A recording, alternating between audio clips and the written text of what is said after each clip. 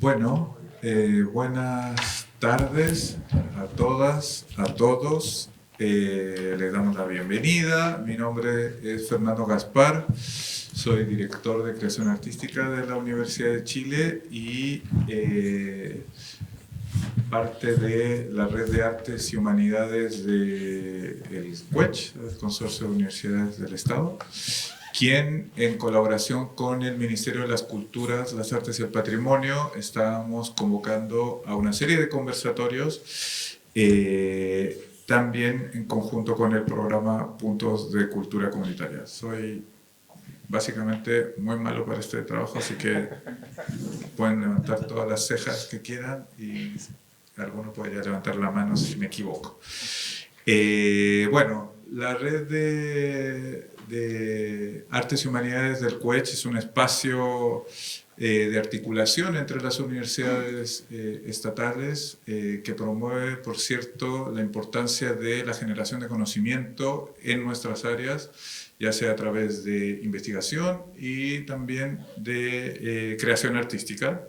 Y este es el tercer conversatorio de una serie de conversatorios que han estado elaborando tanto el CUECH como el Ministerio de las Culturas, que se concreta con un gran evento del cual seguramente nos va a hablar Enrique Riobó, que ahora lo presento, del Ministerio de las Culturas, el cual se llevará a cabo en octubre. ¿Sí? Bien, bueno, tengo también a las panelistas aquí, que ahora las presentaré. Por mientras saludo a Enrique, quien nos va a dirigir unas palabras en representación del Ministerio de las Culturas, es el jefe del Departamento de Estudios. Vi que estaba llegando también Daniela Campos, la coordinadora nacional del programa de Puntos de Cultura del Ministerio, y también va a dirigir unas palabras, un saludo el académico Jorge Castillo, representando a la Red de Artes y Humanidades, y Jorge es el vicedecano de Investigación y Posgrado de la Facultad de Humanidades de la USACH. ¿Sí? Así que, o sea, de la universidad en realidad. ¿No?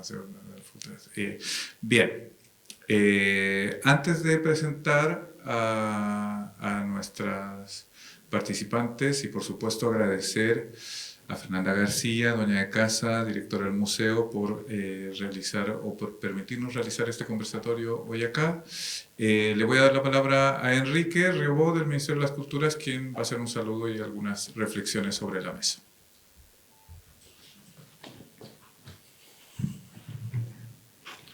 Hola, buenas tardes. Muchas gracias a todos los presentes por acompañarnos. Muchas gracias al Museo de la Memoria y de los Derechos Humanos por albergar este conversatorio. El conversatorio Cultura, Justicia e Instituciones es un momento dentro de un camino más amplio, que tiene como un punto de llegada, como decía Fernando, el seminario Cultura como Bien Público, que se va a desarrollar el 10 y el 11 de octubre en el Centro Cultural La Moneda. Pero también es un camino que va hacia un horizonte que es un poco más complejo, que es densificar la noción de cultura como bien público para el desarrollo sostenible. La densidad creo que es una imagen interesante para poder pensar este asunto, porque contrapone el volumen con la masa y por lo mismo presenta el problema de la profundidad y de las capas. Y entre otras cosas aborda el uso del espacio. El concepto cultura como bien público activa o puede activar una infinidad de potencialidades de intuiciones que muchas veces existen por voluntades colectivas, en torno a tejidos sociales, en torno a tejidos identitarios, en torno a la relación de lo particular con lo general, pero que no siempre son sistemáticas en el tiempo, o no siempre son reconocidas como útiles o como relevantes. Por lo mismo, este posicionamiento teórico y conceptual genera un espacio que, si no es llenado adecuadamente, puede a veces dificultar las cosas en lugar de mejorar. En efecto, todo cambio, toda oportunidad también supone un riesgo. De ahí que la responsabilidad que deriva de asumir como propio este paradigma sea grande para nosotros en la Subsecretaría de las Culturas y las Artes. Tenemos el deber de que el camino presentado a la ciudadanía para avanzar en el desarrollo cultural sea eficaz y útil, y por lo mismo se convierte en un agente de cambio y transformación tanto para el sector cultural, pero también para la sociedad en su conjunto. Esto es un ejercicio complejo, porque hacer más denso el espacio generado no se reduce solamente a cuantificar lo que existe o a enumerar lo que debería ocurrir, sino que también necesita ordenar y canalizar lo que ya somos para promover encadenamientos virtuosos donde la potencialidad detectada fluya y así incremente la masa. De ahí que la guía de los Objetivos de Desarrollo Sostenible sea tan significativa. Ordenan las relaciones posibles en torno a las cuales debemos trabajar. Una de ellas, que parece absolutamente clave en el Chile actual, es la de la justicia y las instituciones fuertes para la paz. Este concepto amplio resuena de múltiples formas en las experiencias de quienes estamos aquí presentes. Se vincula con la crisis de confianza que atraviesa nuestra sociedad y nuestras instituciones. Se relaciona con experiencias históricas de dolor y de violencia, que al no procesarse incuban problemas estructurales que incrementan la distancia y las desigualdades. Se conecta con la pregunta por la convivencia y por la disposición a vivir juntos y reconocernos mutuamente. El abordaje de este asunto desde la cultura busca poner a disposición de la sociedad una salida. De ahí que este tema sea tan importante y tan gravitante para nuestro ministerio. Esto se expresa en nuestro trabajo con las cárceles, con centros de reclusión de menores, con espacios de cuidado, con sitios de memoria, entre otras instituciones, así como también en la profundización de la participación cultural y la asociatividad, de la cual el programa Puntos de Cultura Comunitaria cumple un rol esencial. La cultura como bien público tiene que ayudar a procesar estos conflictos, a visibilizarlos y a contribuir a generar el diálogo necesario para cambiar. La cultura, entonces, es también un medio para reparar, para recordar y para no repetir. Tenemos la certeza de que el conversatorio de hoy, que hoy presentamos a la ciudadanía, es un aporte decisivo en este proceso. Le entrega peso a una idea que si se toma a la ligera puede estar vacía. El proceso de densificar es también el de construir tramas y redes donde antes no había. Hoy día hacemos eso y con ese horizonte nos seguimos moviendo y trabajando para la necesidad de que la cultura esté cada vez más presente en nuestra sociedad. Muchas gracias.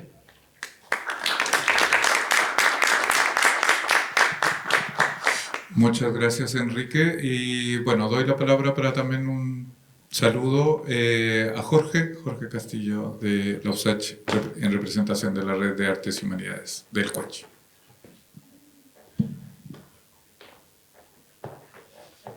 Gracias, Fernando. Bueno, un saludo a Claudia, María Fernanda, y Nuri. Gracias por participar de este espacio. Es bastante conocida la distinción griega del tiempo entre Cronos y Kairos. Cronos es el tiempo lineal, secuencial, cuantificable, y Kairos el tiempo del momento adecuado, de la configuración de acontecimientos. Según esa lógica, por lo general navegamos en dos temporalidades. Lo planteo aquí porque, de acuerdo a la lógica de Cronos, fue hace aproximadamente 3 meses que tuvimos la primera reunión en la Red de Arte y Humanidades junto a Fernando, Ignacia, Catherine, en que nos conocimos y en que se comenzó a intentar articular esta serie de encuentros en conjunto con el Ministerio de las Culturas. Hace aproximadamente 2 meses nos conocimos también con Enrique.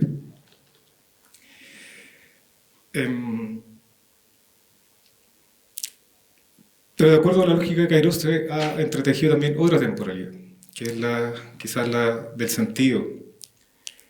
Y es precisamente la posibilidad de haber comenzado a operar como red de universidades y también como red, a propósito de lo que decía Enrique, en conjunto a otras instituciones como el Ministerio de las Culturas, en conjunto también a espacios que no tradicionalmente tienen relación con las universidades, regularmente. Y a propósito de eso, también se han comenzado a citar otro tipo de transformaciones que ya han dado precisamente sentido a este tipo de relaciones. Por ejemplo, comentar que a propósito de este tipo de instancias se han comenzado a promover maneras distintas de entender la academia, dónde habita la academia y cómo comprender la actividad que desarrollan académicos y académicas, profesores, profesoras y todas las personas que habitan en la universidad. Integrando, por ejemplo, el componente artístico y creativo en estos procesos. Esto también quizás implica que comprendamos las instituciones de un modo distinto. Distinto a como se nos ha enseñado, las instituciones como estos espacios que regulan, que reiteran, que reproducen lo social, para entenderlas como procesos continuos de cambio. Quizás las mismas instituciones se sostienen a propósito del cambio. El mismo cambio es lo que permite que las instituciones se sostengan. Y esto quizás también nos posibilita comprender de un modo distinto la noción de justicia. Quizás la justicia como la posibilidad, la potencia, el derecho a cambiar. Y la reflexividad requerida para esa transformación. Así, por ejemplo, instituciones o espacios como el Museo de la Memoria son instancias que permiten precisamente ese espacio de reflexividad, mostrándonos cómo cuidar, cómo atender un pasado doloroso, abriendo espacios necesarios para posibilitar los cambios presentes y futuros. Muchísimas gracias a la directora del museo por posibilitar que nos encontremos aquí, a Gaspar, a la Universidad de Chile por organizar este tercer encuentro, a la Red de Arte Humanidades, a Ignacia como coordinadora, a Catherine como la persona que está a cargo también de establecer y cuidar los vínculos. Y bueno, nos seguiremos viendo para cambiar juntos también, y juntas. Gracias.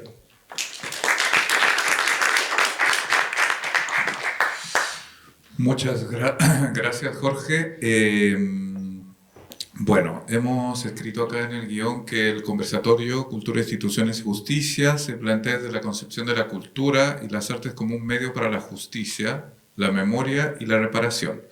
La cultura tiene un rol público que jugar para avanzar en materia de instituciones fuertes y justas que faciliten la convivencia pacífica y al mismo tiempo podamos pensar en el lugar de la cultura como fuente de cohesión social y la lucha por mayor justicia y la consolidación de instituciones fuertes como pilares para la convivencia. ¿Sí? Voy a presentar, para que pasemos ya a escuchar a nuestras invitadas. María Fernanda García es actriz, gestora cultural, directora ejecutiva del Museo, ¿no?, de la Memoria y los Derechos Humanos, cuenta con más de 20 años de experiencia en el sector artístico, cultural y entidades sin fines de lucro, incluyendo la dirección de fundaciones y centros culturales, salas de teatro y museos, la producción de proyectos audiovisuales de teatro y danza ligados a los derechos humanos y contra la violencia de género, así como también en la creación y fomento de políticas públicas. Nuri González, artista visual que ha trabajado en su obra los cruces temáticos, procedimentales y técnicos entre las prácticas que determinan el espacio femenino y particularizado de lo privado y aquellos discursos y prácticas que se determinan como paradigma del espacio político e histórico de lo público. En 2013 fue distinguida con el Premio a las Artes Nacionales Altazor en la categoría Grabado y Dibujo por la obra Sueño de una noche de verano. Se ha desempeñado como docente en la Universidad de Chile y la Universidad Tecnológica Metropolitana, UTEM, y fue directora del Museo de Arte Popular Tomás Lagos, MAPA, durante 14 años.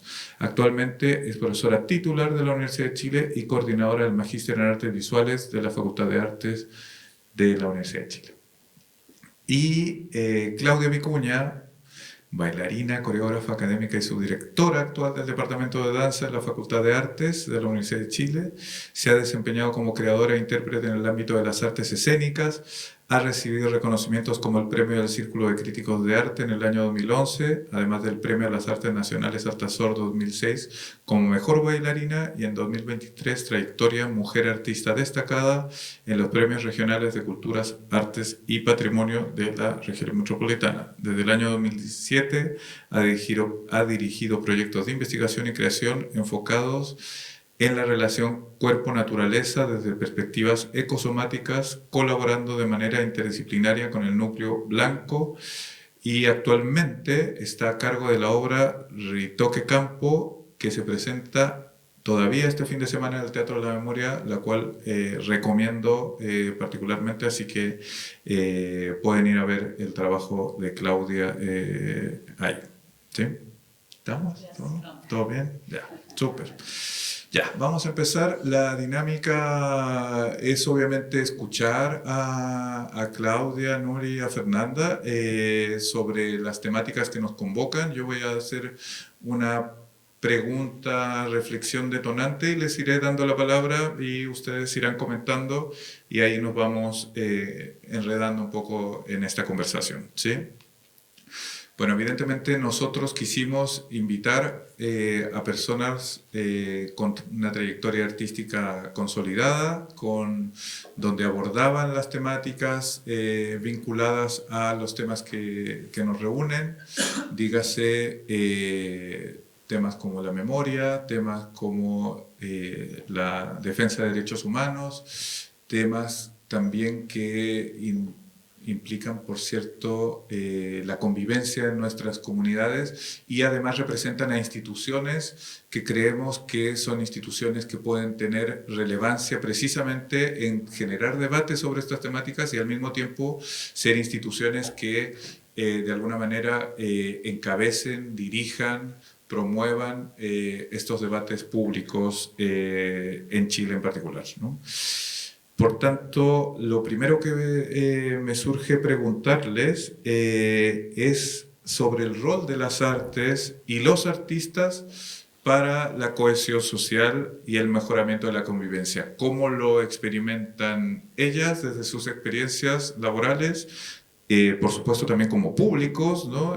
Conocedoras también de otras experiencias, de otros artistas o otros espacios en otras comunidades, y por qué creemos o estamos convencidos todos, que las artes pueden favorecer y estimular, digamos, esta cohesión social y el mejoramiento de la convivencia.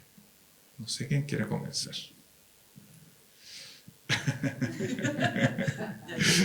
Fernanda, por favor. Bueno, muchas gracias a todas, a todos por participar, y esto va a quedar grabado gracias al equipo del museo también que está aquí apoyando, y sepan que pueden contar con este espacio también siempre que lo requieran. Es un honor además estar con dos mujeres tremendas gestoras y creadoras, artistas, y bueno, sí, hace poco tenía yo una discusión con otro artista que seguramente conocen, a propósito de si los artistas debían ser o no agentes políticos, per se. Porque a veces uno desde la propia experiencia o desde el interés de uno solemos serlo, pero no necesariamente tendrían que ser. Entonces estábamos en esa discusión, si el arte tiene que tener esa dimensión crítica y política como la entendemos, o también puede ser un espacio solo de regocijo, de belleza y de esparcimiento. Y estábamos conversando alrededor de eso, que por supuesto creemos que sí, que también tiene todas esas dimensiones, sin embargo uno, dependiendo de lo que quieres aportar o de tu propia visión, es el lugar que eliges en la sociedad. Y yo creo que eso nos sucede, o por eso estamos aquí, porque hemos elegido a través de las artes y de la cultura tener esa posición. Y es muy interesante porque una vez que la tomamos, estamos absolutamente convencidos y convencidas de que ese es el lugar para aportar en la sociedad, o tratar de aportar, la verdad, y que se generen espacios para la memoria, para la paz, para la comprensión, para el diálogo, para la reflexión, para entender nuestros propios procesos en nuestro país. Y desde esa dimensión hoy en día, claro, el Museo de la Memoria es como el ícono de un espacio que se crea políticamente para la reparación, para la reconstrucción, para la memoria y también para la educación en la paz. Me llegó de rebote un estudio desde Estados Unidos, que lo perdí, entonces lo volví a pedir, en que hacían preguntas a personas que venían aquí al Museo de la Memoria, entre otros espacios de memoria en el mundo, de otros museos de memoria, los del Holocausto, en fin, habían varios, y en Latinoamérica estaba este museo. ¿Cómo salía la gente tras visitarlo? ¿Cómo eran las experiencias? Y era impresionante cómo subía sobre la comprensión y el compromiso hacia la democracia de jóvenes después de conocer estos espacios. Entonces, no es solo un espacio que ya es muy importante para recordar, para dignificar a las víctimas y sus familiares, para nuestra convivencia nacional, sino también porque estos espacios nos predisponen a una comprensión y a tratar de tener y de comprender y de habitar nuestras sociedades en un ámbito democrático, y yo creo que solo con eso ya es muy importante estar donde estamos.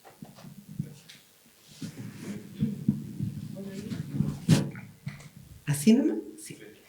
se me vienen mil cosas a la cabeza con lo que tú dijiste y recordé que tuve, no sé si la buena decisión o mala decisión de venir a conocer este museo hace muchos años, un 11 de septiembre.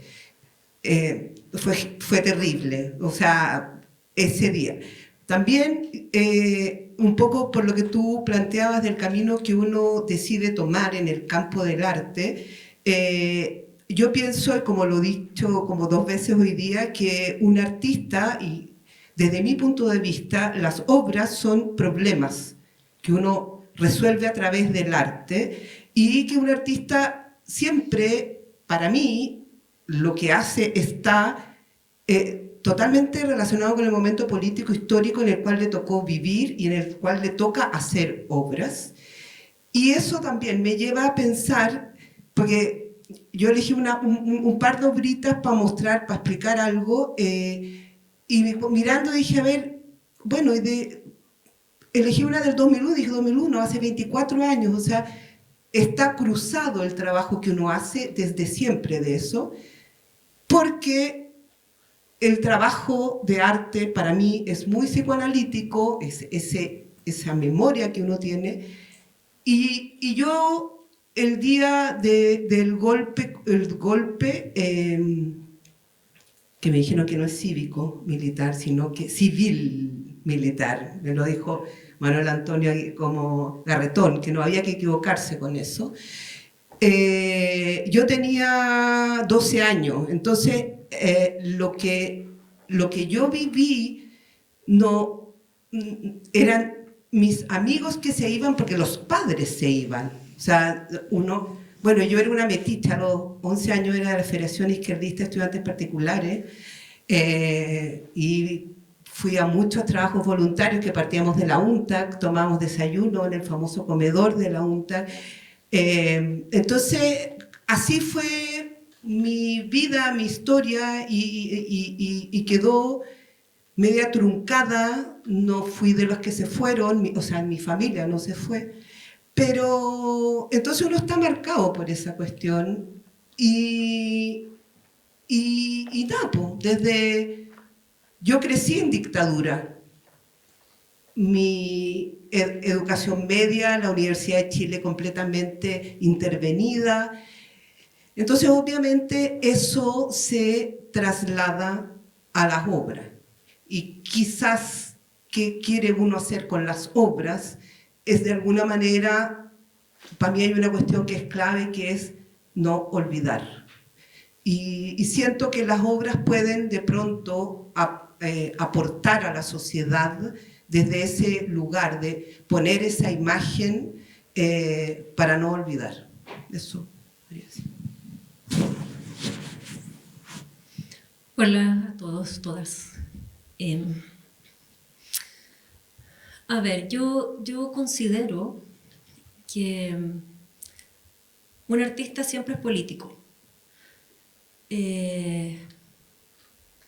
Porque está justamente pendiente justamente de las zonas oscuras de lo que nos toca vivir. ¿Sí? Todos estos temas que tienen que ver con justicia, con paz, con memoria, lamentablemente están en estas zonas oscuras. Y el artista tiene la capacidad justamente de adentrarse en esos lugares que son las fisuras, y desde ahí sacar, ¿no?, la obra, sacar el discurso, recoger el problema, transformarlo en obra. Y en ese sentido, cuando uno está como persona común y corriente, digamos, atento al momento en que está viviendo, al momento en que le toca vivir, y eso se vincula justamente con los problemas que desarrolla, va a ser siempre político, ¿sí? No es necesario...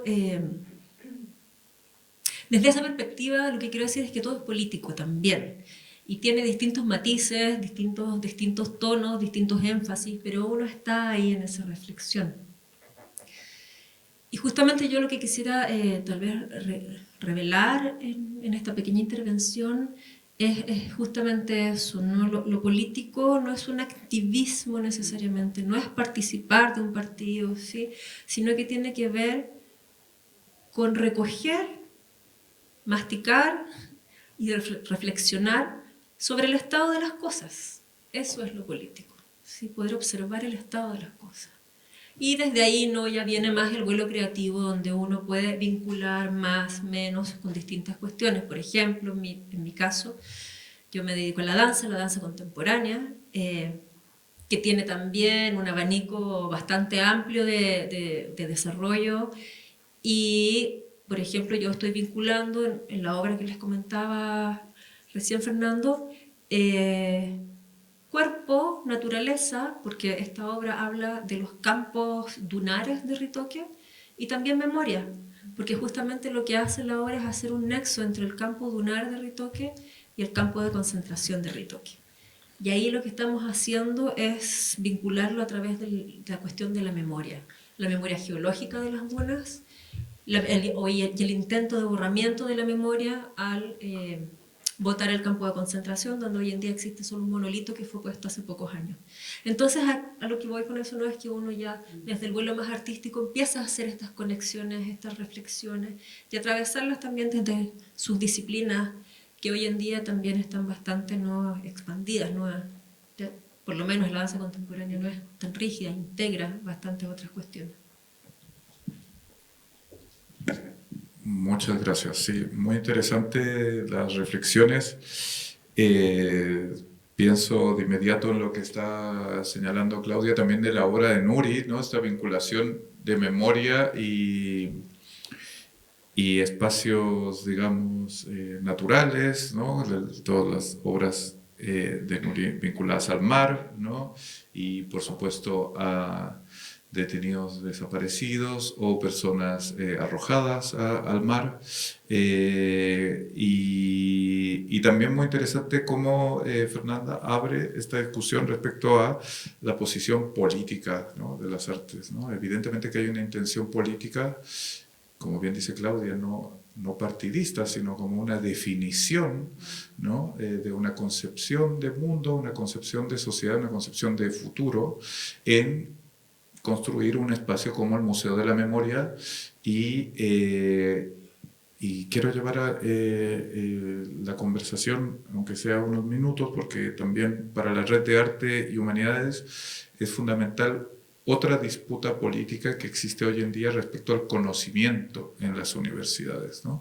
Nuri lo sabe muy bien, Claudia también ha sido parte de una lucha que tenemos respecto a la legitimación, por un lado, de las artes como forma de conocimiento, pero también de las diferentes expresiones de las humanidades en sus diversidades expresivas, en sus formatos distintos. Y con esto cierro respecto a si ustedes creen que fomentar la investigación en artes y la creación artística puede también favorecer la resolución de conflictos en nuestras instituciones o por supuesto en la sociedad. Y quizás la pregunta más genérica es ¿por qué promover la investigación en artes, las reflexiones en artes? ¿Por qué promover la creación artística en instituciones como las nuestras, universidades, museos, etcétera?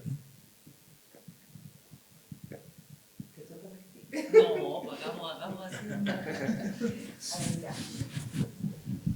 A ver, no sé muy bien cómo responder a esa pregunta, pero porque de alguna manera el reflexionar, investigar, crea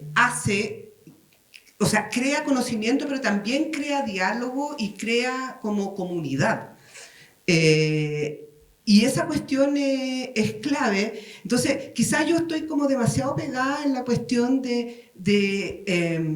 como de la memoria, los 50 años, pero que ya pasaron los 50 años, pero creo que el investigar, el sacar a flote, es un poco lo que decía la Claudia, el arte estoy totalmente de acuerdo contigo, el arte es político. Yo creo que hay artistas que no lo son y que no les interesa y no tiene nada de malo, ¿no? Pero el arte permite visibilizar, o sea, ese espacio, por ejemplo, de Ritoque, que todos deben pasar hoy en día y es un espacio en la playa, o sea, recordar siempre, poner, sacar a flote, crear discusión, crear conocimiento, ese es un rol, desde mi punto de vista, fundamental de las universidades y obviamente de las universidades públicas, que no, bueno, que no le deben a algo, a una ideología, ¿no? ¿Cachai? Como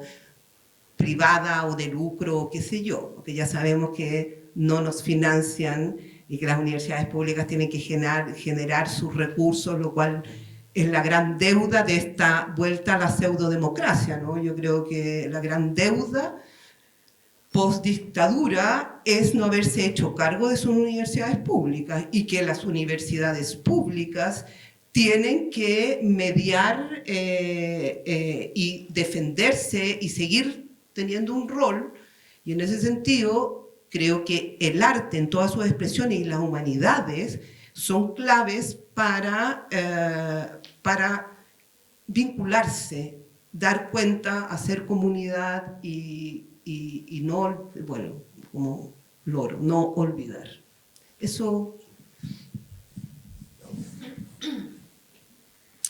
A ver, efectivamente yo considero que el ejercicio artístico en la disciplina que sea ya es generador de conocimiento. Lo que pasa es que hay distintas maneras de generar conocimiento y que no tienen que ver necesariamente con esta idea como científica de qué es generar conocimiento, cómo se organiza, cómo se produce, cómo se escribe, ¿no? Ese es un gran problema que tenemos en las áreas de las artes, en las instituciones académicas, ¿sí? Por ejemplo, para indexar una revista, una publicación, hay que regirse a un modo, a un modelo que no permite justamente que el vuelo artístico se pueda expresar ahí, sino que más bien se sigue pensando en generar conocimiento dentro de un parámetro donde se debe escribir de cierta manera, se debe producir y reproducir el conocimiento de cierta manera, y en ese sentido es súper estrecho para quienes estamos al interior de la academia y que somos artistas. Sí, somos académicos, es decir, hacemos docencia, hacemos extensión, hacemos investigación, hacemos creación, hacemos todo eso, pero lo pensamos también de una manera diferente. Entonces ahí hay una crítica, digamos, desde el interior mismo de las instituciones que tiene que ver con esa rigidez. Desde ese punto de vista, yo creo que las instituciones debiesen ser más dinámicas, ¿no?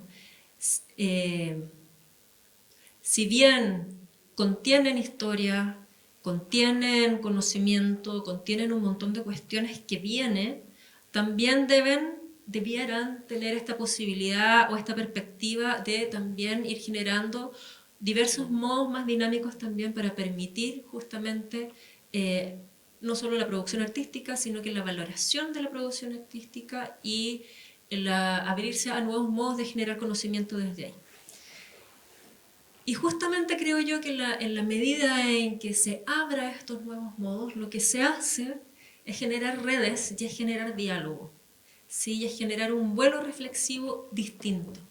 Y eso también puede ser un componente o una metodología o un modo de entender las relaciones y los vínculos.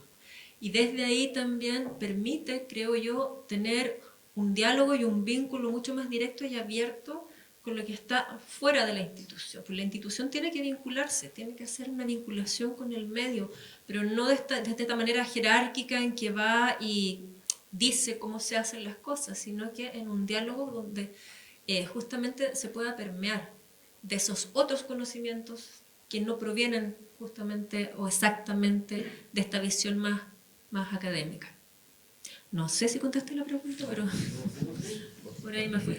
Antes de contestar eso me quedé con que en Ritoque que han intentado o lo hicieron, borraron totalmente el centro de detención y tortura que está en las dunas. Sin embargo, también las dunas son un espacio que han intentado borrarse y minimizarse y sacarse a lo largo de estos años en nuestro tipo de sociedad capitalista, que también es nuestra memoria geográfica, petroglífica, no sé cómo decirlo, pero es parte de nuestras memorias ecológicas y cómo eso también se relaciona. Bueno, nosotros que somos un museo, me hago un poco cargo de eso. Es muy importante, por supuesto, la investigación que está dándose aquí en este museo. No es solo museo, sino también tenemos centros de investigación y de archivo, del más grande, creo, de derechos humanos del país. Y eso es muy relevante, porque también generamos conocimiento. Sin embargo, el conocimiento, creo que nos sacamos mucho con tener solo investigadores de afuera que vienen y que investigan o que aportan, que sin duda es invaluable, sino cómo sacamos eso a las nuevas generaciones y lo hacemos partícipes de ello. De repente los centros de investigación, para quienes no son investigadores, son una muralla, porque te da susto enfrentarse a algo que no sabes cómo ingresar. Sin embargo, para nosotros como museo, además en esta nueva definición de museos, que no solo guardan colecciones y tienen que hacerse cargo del patrimonio, sino sacarlo, hacerlo vivo, que el museo sea una escuela, tenemos que integrar ojalá, los niños, niñas y jóvenes en ese crecimiento y fortalecimiento del conocimiento a través de lenguajes que les sean cercanos. Y ahí es como el arte entra también de manera muy importante para que estas investigaciones luego se hagan podcast de ficción, luego se hagan pinturas, luego se hagan música, y que ellos también pueden ingresar a través de ese lenguaje a la investigación. Por favor. Quería agregar a propósito de eso un poco en lo que nos cabe a nosotras como académicos, como docentes. Yo creo que también ahí depende mucho de lo que uno hace con los estudiantes. Por ejemplo, para estas generaciones, que uno tiene generaciones, no sé, que nacieron en el siglo XXI, que de repente te dicen, pero ¿ya hasta cuándo con el golpe? ¿Pero hasta cuándo? Yo creo que ahí uno tiene, no sé, al menos yo lo que hago es poner problemas de investigación. Mi taller yo hago en los 2 últimos años, que se llama Exploraciones Visuales. Generalmente las problemáticas que pongo es como, por ejemplo, Villa Portales, investiguen eso. Villa Portales es la radiografía de este país, pasa por todo, es muy impactante. Entonces ahí empiezan a impresionarse, empiezan a ver de lo que era Chile, lo que fue Chile, lo que pasó en Chile. Entonces creo que también uno ahí va traspasando y va haciendo que las nuevas generaciones tengan una conciencia sobre lo que ha sido este país, sobre lo que ha ido pasando. Entonces, ahí también hay un traspaso y una manera, bueno, y ahí uno también conoce esas realidades de muchos chicos que su familia han sido exilados y todo eso, y que a través del arte pueden de alguna manera... Yo el año pasado tuve un chico que su padre, su abuelo era detenido desaparecido, entonces hace todo un trabajo en relación a eso, y los otros estudiantes ven eso, y los otros profesores ven eso. Entonces siento que por las obras, alejándose siempre, porque estoy completamente de acuerdo que las obras no pueden ser la ilustración del discurso político. O sea, en eso uno puede hablar de los años 60, que sí era así, pero yo creo que hoy día no es así. Pero sí, a través del arte es una posibilidad. En este caso fue la abuela, el día del examen final, que egresaba, que era su marido, el desaparecido. Y ahí me llamó la atención, que no es la primera vez, la dulzura de esa mujer, la generosidad, la alegría. O sea, es bien impactante eso, como habiendo pasado ese dolor, la actitud de ella. Entonces, pasan muchas cosas y yo creo que se van sanando muchas cosas también, o pueden sanarse muchas cosas. Eso.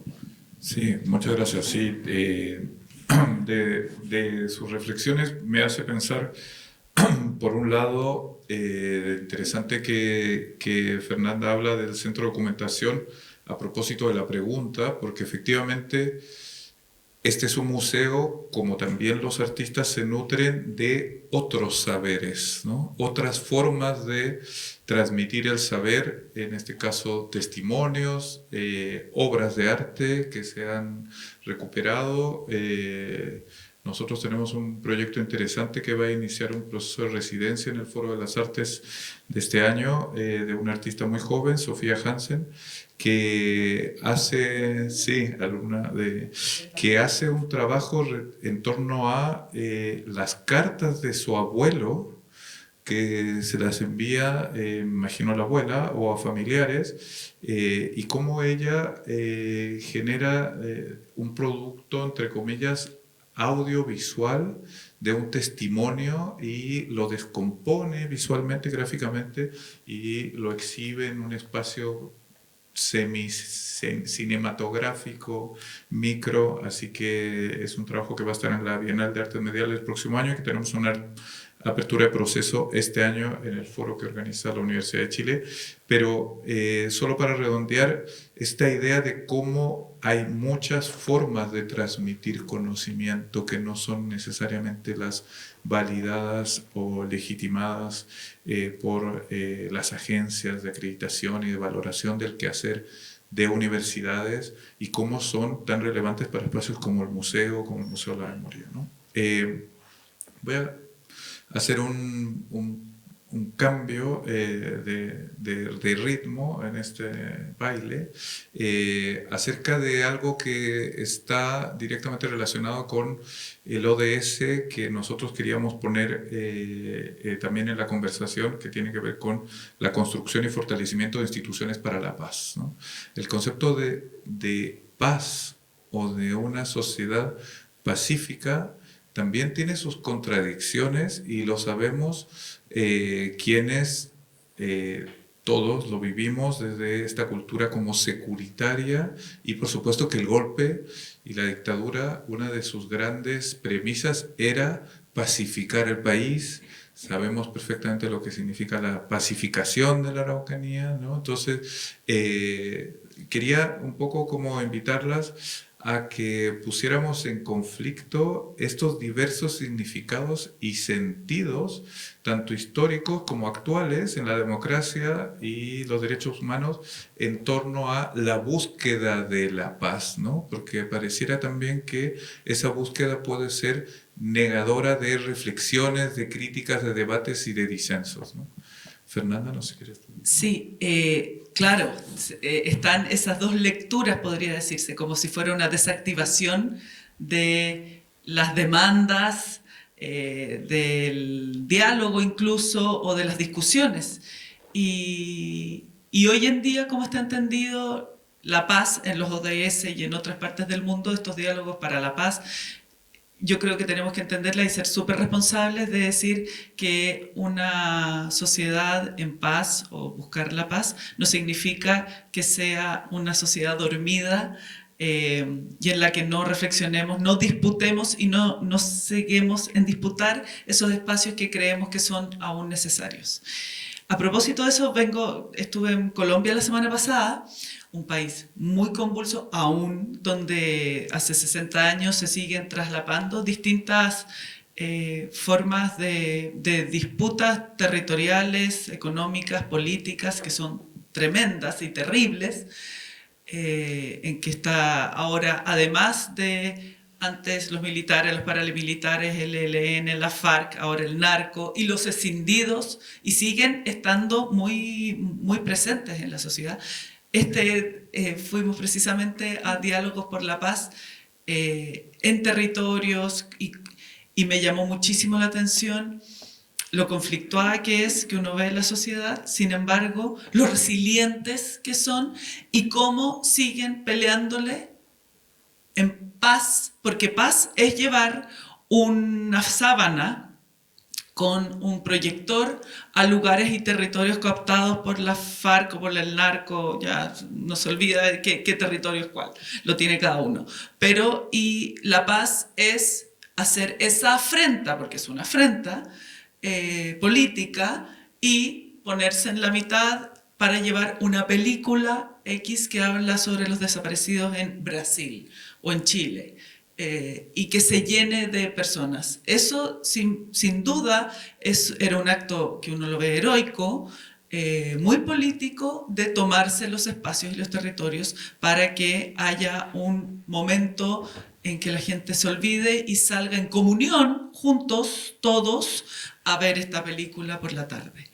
Entonces, ¿cómo le van ganando? ¿Cómo la paz, haciendo esta guerra frontal al narco en este minuto, es tan importante? Y claro, nosotros no debemos cejar en que la paz la construimos en base a seguir peleando por tener memoria, a seguir peleando por tener reflexiones, a seguir peleando por instalar espacios de educación, espacios públicos, espacios de conocimiento y espacios en que podamos seguir reflexionando juntos.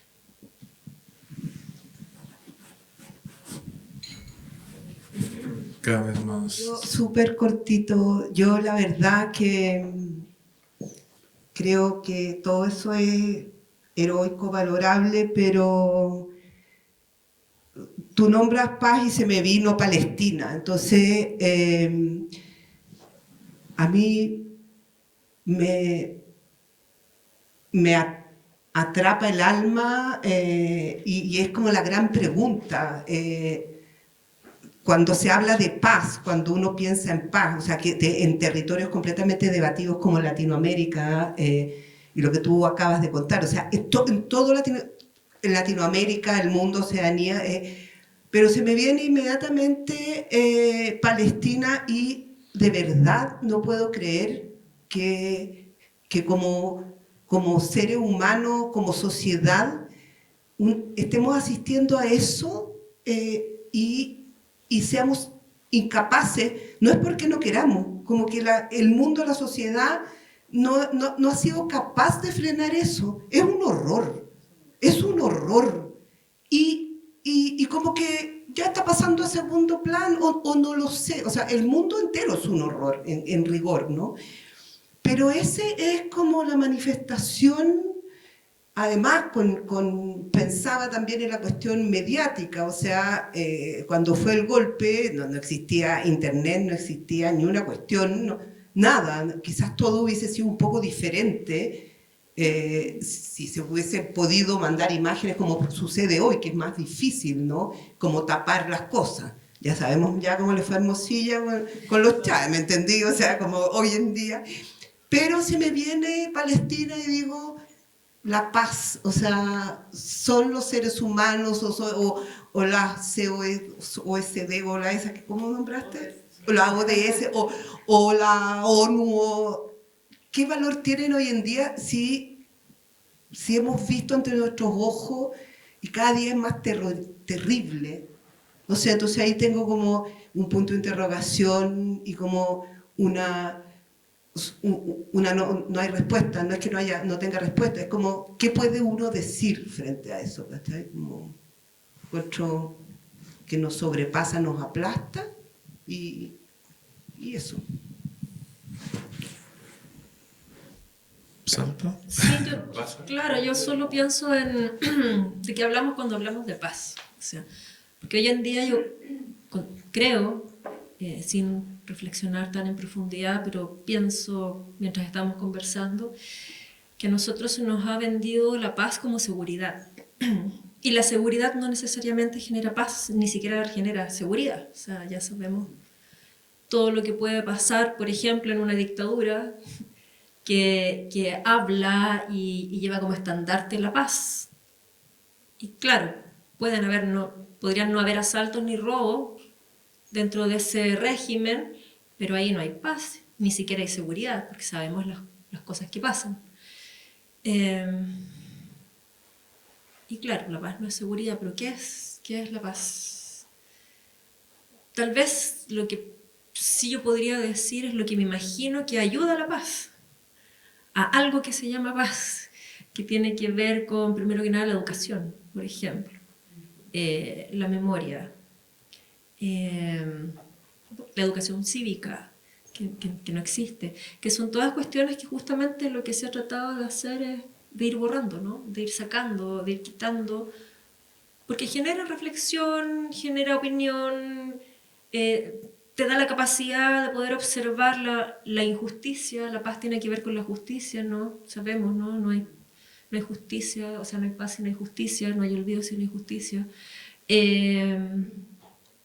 Entonces, claro, no es baladí todo lo que se ha ido quitando de la educación, no solo la educación del colegio, sino que eso, por supuesto, se cruza con las familias y se cruza con lo que nos venden y nos tratan de hacer entender o creer qué es la paz o qué es lo importante, qué es lo interesante. Y en ese sentido, por ejemplo, vuelvo a la cuestión de la memoria, uno no hace memoria solo cuando se cumplen los 25 años, los 50 años, los 100 años. La memoria debiese hacer diariamente, porque si no, no es memoria, no es un ejercicio de memoria, es un evento de memoria, así como el evento de la paz, digamos. Eso. Muchas gracias Nori por traer el tema de Palestina, la conversación que seguramente a todos nos genera esta sensación de frustración, de conflicto, ¿no? Y por cierto también a lo que comentaba Fernanda también sobre Colombia, digamos, el tema de la paz en América Latina no es cualquier cosa, digamos, ¿no? Hemos vivido conflictos desde armados hasta de convivencia tan dolorosos como todas las dictaduras que ocurrieron en Sudamérica y Centroamérica, por cierto, ¿no? Y que además es muy escabroso como hay como vueltas, ¿no? De nuevo en estos gobiernos totalitarios que han surgido o se han ido consolidando. Nos acercamos como a las preguntas finales, por supuesto también darle espacio al público, a nuestros invitados como Jorge, Enrique, Daniela, no sé si quieran participar también con algunas reflexiones. Tengo como esta referencia respecto a experiencias históricas donde la cultura y las artes o el patrimonio aparecen como medios relevantes para procesar y recordar y reparar, ¿no? Entonces, como muy concretamente, en qué medida estas prácticas contribuyen a la justicia, al fortalecimiento de las instituciones y a la convivencia pacífica. Es un poco como para redondear reflexiones que ya hemos abordado, pero de alguna manera también creo que cobra sentido a propósito de la colaboración entre la Red de Artes y Humanidades con el programa de Puntos de Cultura, ¿no? El programa Puntos de Cultura, como todos sabemos, viene de una experiencia en Brasil, pero que concretamente Daniela, que es la encargada nacional, también podrá reflexionar con nosotros respecto de eso. Se basa en una premisa en donde la multiplicación de los espacios de debate, de reflexión y también de visibilización de las artes, pero también de memoria o de vínculos comunitarios, entendemos que le hace bien a nuestras comunidades, a nuestros territorios, a nuestras instituciones, ¿no? No sé si quieran como hacer alguna reflexión como general al respecto o una reflexión de cierre a propósito de los temas que hemos tocado hoy. Quiero compartir una de las experiencias que vemos aquí, porque pueden ver que tenemos, sobre todo en esta época del año, muchísimos jóvenes y niños visitando el museo, sobre todo porque hoy sí se toca el golpe en el currículum, menos mal, y los traen de diversos colegios, es bastante transversal, hay que decirlo, en sexto básico y después en segundo medio, más o menos. Pero igual, muchos jóvenes hoy en día ven el golpe como veíamos nosotros, Bernardo Higgins, Arturo Prat y no sé, el presidente de alguno, y era como lo mismo, historia. Entonces, ¿cómo vincularlos con esta historia reciente para que no sea algo del pasado ajeno a ellos? Y me acordé y cómo hacerles este traspaso y este compromiso finalmente con los derechos humanos y que no quede en una nube los derechos humanos, algo como muy ajeno a su realidad. Y hay un taller que se hizo de animitas y que se ha estado haciendo, en que para el Día de la Educación, la Semana de la Educación Artística, se trabajó con artistas que habían sido asesinados en la dictadura. Entonces, claro, nosotros conocemos el caso de Víctor Jara, por supuesto, Jorge Peñajén y algunos señeros, y aparecieron unos que no conocíamos. Un cantante peruano, por ejemplo, que justo estaba aquí de paso, de vacaciones, y lo tomaron. Entonces los chicos empiezan a conocer en grupo y hacen las animitas. Entonces tienen que conocer la historia de cada uno de ellos y de ellas, porque también estaba Carmen Bueno, en fin, distintos. Y les hacen unas animitas y se empiezan a involucrar en lo que ellos hacían, en la música o en el cine, qué cosas, y de esa forma se involucran, y es una manera de traspasar el conocimiento en que ellos son parte también y se sienten responsables de ellos. Y cómo cada uno de estos grupos hacía esta animita y les ponían cosas con todo el amor, y cómo ellos eran después portavoces de esta historia.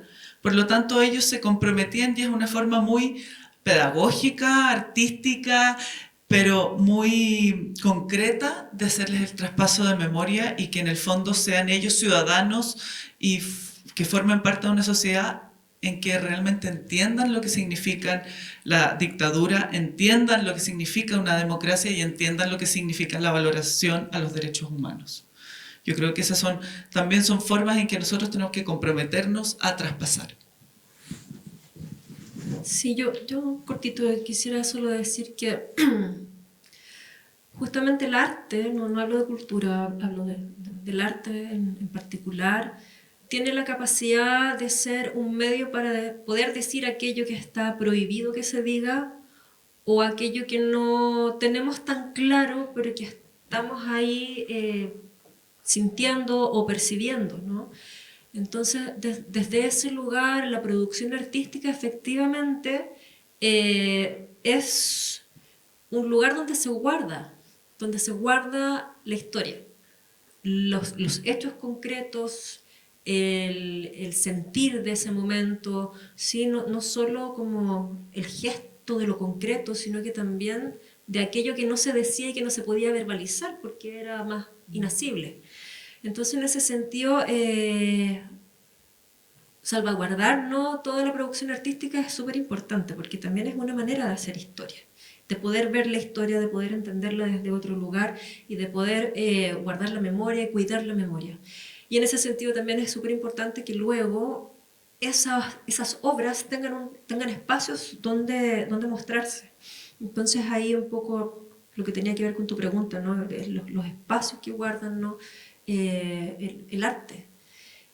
Y efectivamente eso, claro, va a ser finalmente, es formativo, genera reflexión, y además está el hecho concreto, y que tal vez para algunos puede ser más banal, que tiene que ver con la belleza. Sí, la belleza de lo monstruoso, de lo terrible, pero también hay una experiencia estética ahí que te acerca a ciertos momentos y a ciertos hitos.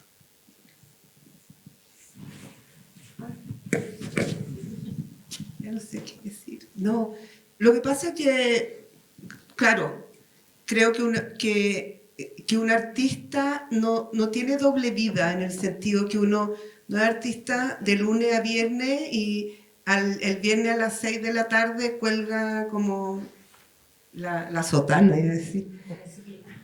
Claro, y entonces sábado y domingo una cosa y el lunes retoma. En ese sentido, el artista, creo yo, todo el día, todas las horas, todo va caminando por la calle, va escuchando, está todo el día en función de eso. Y más encima, si uno es artista y además es docente, por lo tanto tiene como una responsabilidad de guiar, porque desde mi punto de vista es guiar y hacer ver lo que ellos están haciendo, ahí sí yo siento una responsabilidad política. O sea, yo ahí no es que tenga medias tintas o no, yo creo que uno tiene una postura y esa postura es clara, porque creo que para mí es mi responsabilidad hacer que esos jóvenes conozcan la historia, ¿no? Y no sé si será intervencionismo, que se me da lo mismo además. Y estoy completamente de acuerdo con la Claudia, que es una cuestión que yo dije también en un inicio, que el arte y la creación tiene esa posibilidad, esa impertinencia de juntar lo que no se debería juntar. Y que tú lo decías como esa oscuridad, ¿no? Uno tiene esa libertad de... claro, si uno fuera presidenta de la República no podría hacer un comentario sobre la prisión preventiva, pero uno tiene toda la libertad del mundo de juntar lo injuntable, de decirlo. Para mí, creo que uno también se lo ha ganado después de haber crecido en dictadura, donde uno no podía decir, uno tenía que mirar para el lado, entonces ese espacio del habla... y que a través de el arte y las obras quizás se puede crear como un espacio de conocer. Y solo para cerrar, que estoy completamente de acuerdo en relación, o sea, creo que lo que estamos padeciendo también hoy tiene que ver, es el directo resultado de haber lucrado con la educación. O sea, haber sacado filosofía, y haber sacado historia, y haber sacado educación cívica de la enseñanza media. Y no es para que sean filósofos, sino que para entender la diferencia entre el bien y el mal, ¿no? Educación cívica es para saber por qué existe un congreso y por qué son diputados y tal. Entonces, hoy estamos padeciendo el que durante la dictadura se haya decidido lucrar con la educación. Y esa cuestión es feroz. Pero creo que el arte de algo sirve, supongo, espero. Eso. Muchas gracias. Vamos a abrir un espacio de preguntas y comentarios, ideas en torno a lo que han reflexionado. Por ahí, ¿Hay micrófono? Catalina del Museo ¿Levanten tiene la manito? un micrófono, así que muchas gracias. Hola a todos, a todas. Me presento, soy Mauricio, pertenezco al Consejo Vecinal del Teatro Comunitario Novedades y somos un grupo de vecinas y vecinos que recuperamos un espacio abandonado y nos dieron la posibilidad de generar una cogestión del espacio, pero en donde nosotros tenemos un control mayor. Escuchándolas, digamos, es súper interesante, pero sentía yo el peso de la institución sobre el resto de la sociedad y al revés, nosotros nos esforzamos por desarrollar una cultura comunitaria en donde la cultura no es algo que se nos enseñe, sino que construimos entre nosotros y nosotras, ¿no? También hay espacios para el arte, hay vecinos que son artistas y que han expuesto sus trabajos en el teatro y se genera ahí una dinámica, ¿no? que a nosotros nos gusta mucho. Mi inquietud es la siguiente, a propósito de lo que estaban hablando y de los puntos de cultura especialmente. A mí me llama la atención, por ejemplo, nosotros estuvimos revisando los puntos de cultura y descubrimos que había muchos puntos de cultura que son empresas. Y hay muy pocas que son de cultura comunitaria, lo digo abiertamente al lado de...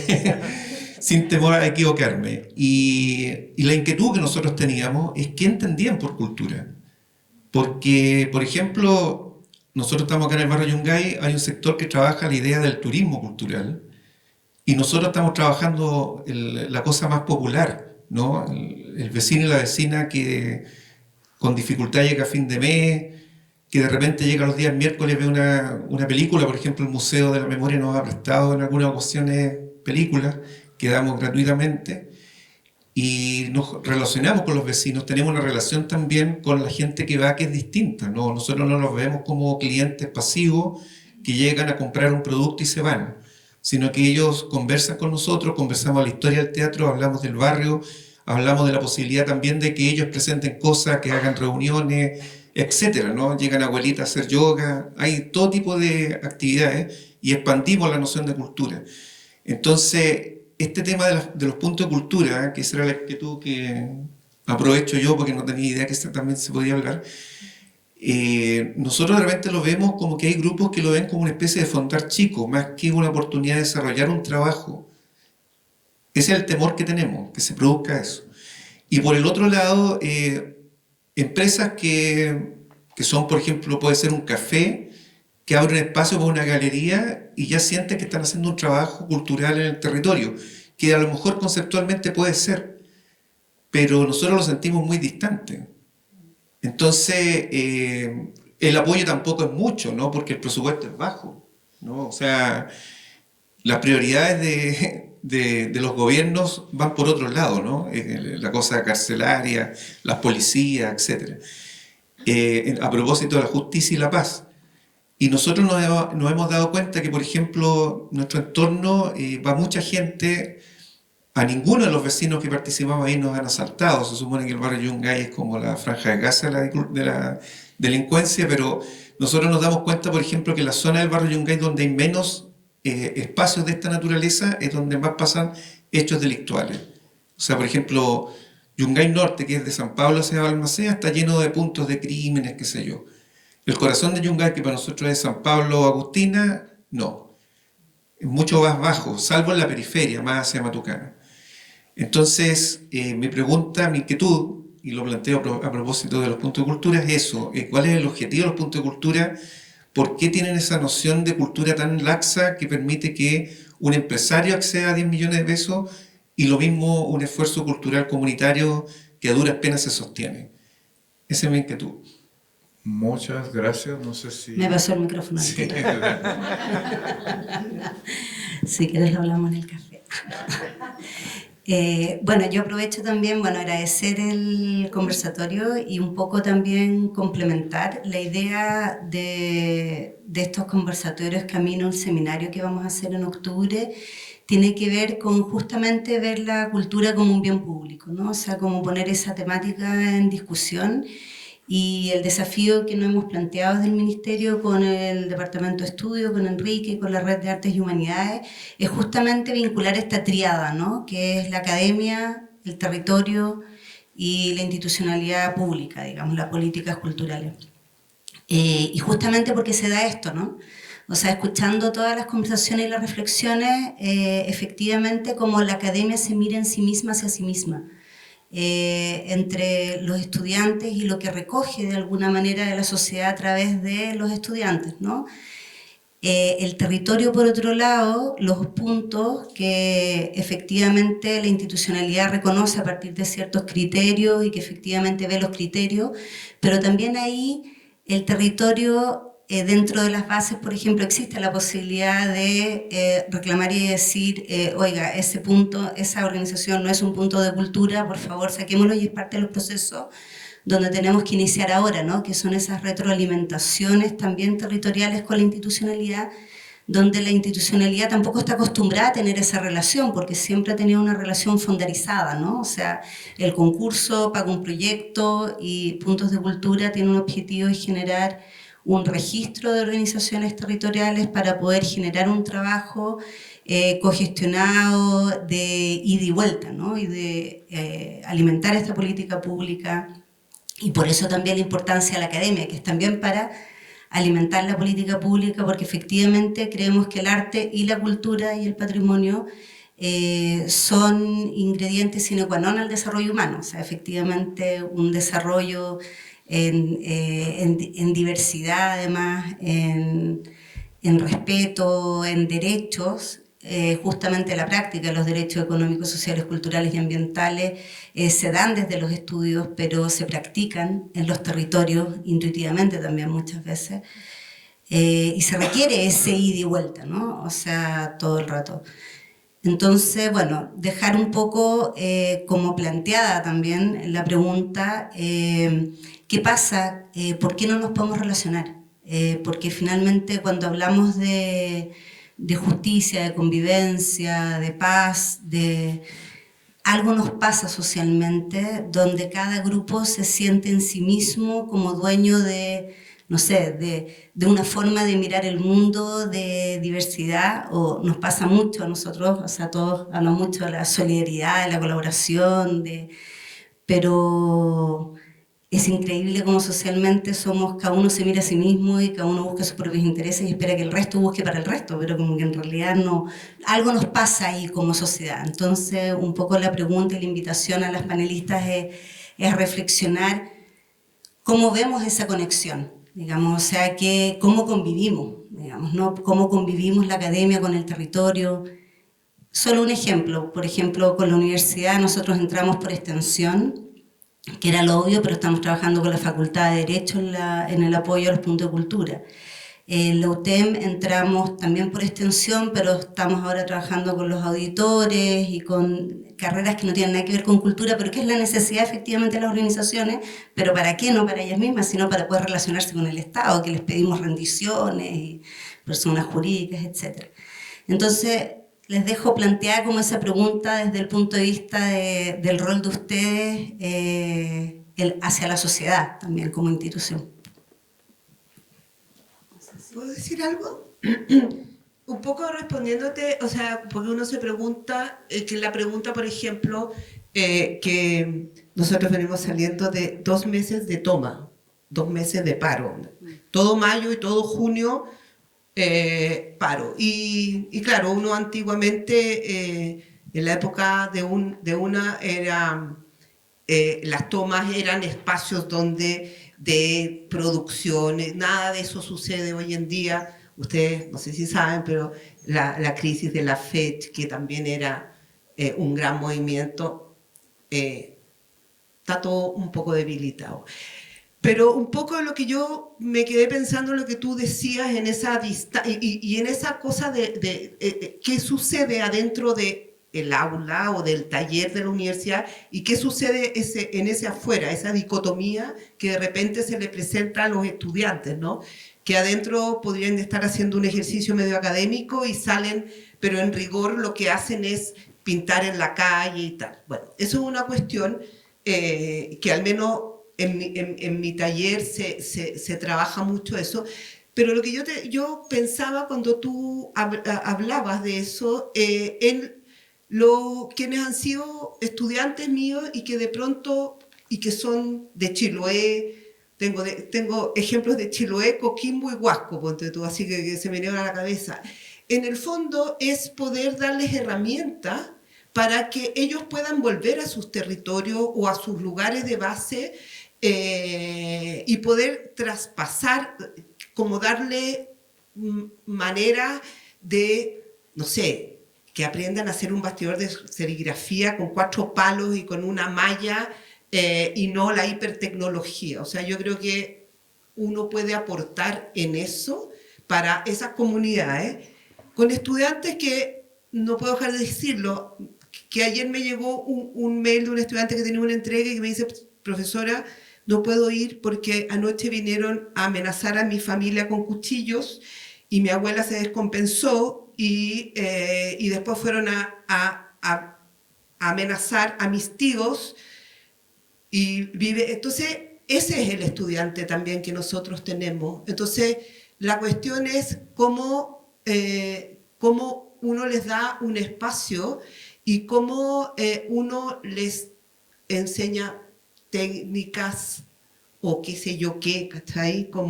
Pero aprender a que no tenéis una tela de lino, da lo mismo. Agarra una sábana vieja, como todos los desplazamientos que el arte contemporáneo tiene hoy y que eso lo puedan trasladar a los lugares desde donde provienen. O sea, como eso es lo que yo podría decir, porque me quedé pensando ya, cuando tú dijiste, claro, uno habla de la institución, claro, pero hay una institución de enseñanza superior pública totalmente castigada y que el Estado no se ha hecho cargo de ella ni de ninguna de las públicas, pero ahí uno tiene un rol con ese chico que uno a veces se pregunta ¿por qué está estudiando arte? ¿En qué puede uno ayudarle y cómo él va a usar eso cuando salga, porque para mí, siempre les digo, como salir es como salir al precipicio y caerse, porque ¿qué?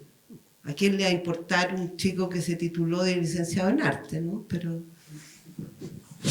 Sí, yo cortito, efectivamente hay una manera de vincularse a través de los estudiantes, ¿no? De pregrado, de posgrado, y que esos estudiantes a su vez diseminan, digamos, no solo conocimiento, sino que también otras cuestiones, ¿no? Porque al interior de las universidades no solo uno va a aprender, ¿no? También pasan otras cosas, digo, académicamente. Sin embargo, yo efectivamente considero que por lo menos la Universidad de Chile, desde mi perspectiva, tiene poca vinculación. Es más bien vinculación en el sentido de que recoge poco de afuera, que podría hacerlo más. Está más bien en este rol de entregar, pero no tanto en el rol de recibir y en el rol de integrar, ¿no? de generar cuestiones. Y eso no es porque no hay interés. Hay interés. Y se levantan ideas, y se levantan proyectos.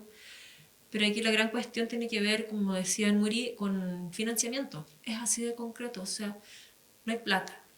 Y sin dinero cuesta mucho porque, no sé, un académico, porque lo otro que iba a decir, ¿no? Que las instituciones no es una cosa, no es un edificio, son personas. Las instituciones las componen personas.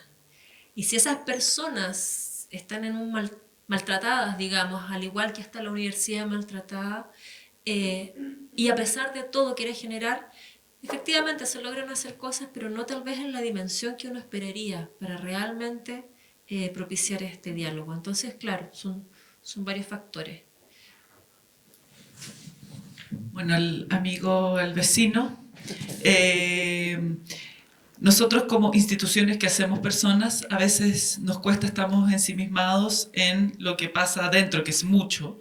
Así que qué bueno que te presentaste, y para decir que también sigamos estableciendo así no solo las películas, sino otras acciones que podemos hacer, y ustedes también como vínculo barrial, que no sé si pueden, ojalá optaran a ser punto de cultura, pero si no es ahora, después, pero sin embargo son un punto de cultura súper importante de vinculación, porque tiene que estar el arte y la cultura en distintas capas, y en esas capas, por supuesto, nosotros como institución Museo Nacional no podemos llegar, quisiéramos, pero a veces es muy importante que hayan estas distintas capas de vinculación interpersonales. Eso, y bueno, agradezco realmente este espacio. Yo creo que ya estamos terminando, y cómo seguirnos vinculando. A mí me preocupa muchísimo la banalización de los íconos, como la vanaglorización hoy en día de la dictadura y de la figura de Pinochet, y cómo eso ha surgido casi como un icono pop. Y cuando uno le pregunta a los chicas de las nuevas generaciones, es como que lo pueden ver muy, muy arriba y les llama mucho la atención, y la banalización de eso es súper peligrosa, así como lo es en esta experiencia en Colombia, donde en la exposición grande que hay de los 60 años y que se hizo la Comisión para la Paz y la Verdad, se hizo una exposición. Y hoy en día van muchos alumnos, y lo primero que hacen es sacarse una foto con, ¿cómo se llama el patrón del mal? ¿Cómo se llama? Pablo Escobar. Lo primero que hacen es sacarse una foto con Pablo Escobar, una selfie, y eso es lo más importante. Entonces los mediadores están vueltos locos tratando de hacer una buena mediación y guía de la exposición, y todos lo único que les interesa es sacarse la foto con Pablo Escobar. Y en eso no solo, o sea, no son responsables ellos, sino también todos los medios, como también la narcocultura alrededor de eso es tan complejo después de parar. Y bueno, también los chicos hoy en día son la primera generación que tienen el coeficiente intelectual más bajo que sus padres, y eso es gracias a las tablets y a una forma que se está educando. Y eso es súper peligroso. Eso da para otro debate y otro congreso, pero bueno. Muchas gracias, Fernanda. Tengo algunos avisos. Bueno, primero pedirles obviamente un aplauso a nuestras participantes del conversatorio. Y muchísimas gracias a Fernanda por acoger este conversatorio, a todo el equipo técnico del museo, de la red, los profesionales de la Red de Artes y Humanidades y también de la Dirección de Creación Artística de la Universidad de Chile. Hay un cuarto conversatorio que estará a cargo de la Universidad Metropolitana de Ciencias de la Educación, UMCE, que se realizará la segunda quincena de septiembre. Así que si quieren seguir en Instagram, entiendo, la Red de Artes y Humanidades, podrán tener más detalles sobre eso. Por supuesto, el aviso respecto a lo que nos comentó Enrique en el mes de octubre, el seminario Cultura como Bien Público en el museo, en el centro de Palacio de la Moneda, Centro Cultural, y comentarles que el encuentro de creación artística más importante de la Universidad de Chile, ahora me toca a mí hacer como mi réclame, el Foro de las Artes, tendrá su 10ª edición entre el 10 y el 26 de octubre y estamos prontos a lanzar la programación, así que también nos pueden seguir en el Instagram Foro de las Artes. Y también en ese marco, y esto es para compartir un trabajo en donde escribieron Fernanda y donde también escribió Claudia Vicuña y otros artistas de la universidad y fuera de la universidad, como Alberto Curapel, como Enrique Matei, como la senadora Fabiola Campillay. Estamos recientemente, esta semana, terminando de publicar el libro del Foro de las Artes 2023 a propósito de los 50 años del golpe de Estado, que tuvo como línea temática Memorar al Porvenir el año pasado, y en nuestro Instagram, Foro de las Artes, en las redes, y acá me dicen que hay un QR con el cual pueden ustedes acceder inmediatamente al libro. No vamos, aquí ya me están mirando las autoras que ni siquiera hemos tenido la deferencia de mandarles un correo, pero esto está así, salió del horno como más o menos anoche, así, entonces ahí pueden ustedes acceder al libro y con las reflexiones de 10 artistas o directoras de espacios o promotores de temas de derechos humanos. Así que muchísimas gracias a todas y a todos por estar acá. Nos espera afuera un seguramente muy necesario café con el frío que está haciendo y un cóctel, y también me piden que no se vayan y se acerquen acá para hacer una foto grupal, ¿entiendo? ¿Sí? ¿Quieren? ¿Se necesita? Sí, ¿verdad? Los colegas. Así que muchas gracias.